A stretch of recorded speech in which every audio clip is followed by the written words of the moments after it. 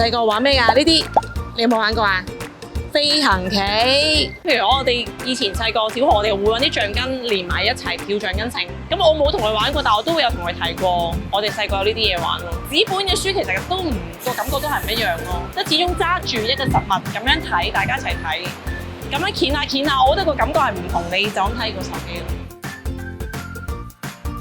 菲林呢個菲林咧係放喺以前啲相機度嘅，而家我哋用手提電話影相噶嘛。She's so talkative. She will ask me, "How about you, mommy and daddy? While you are in primary school, what do you have?"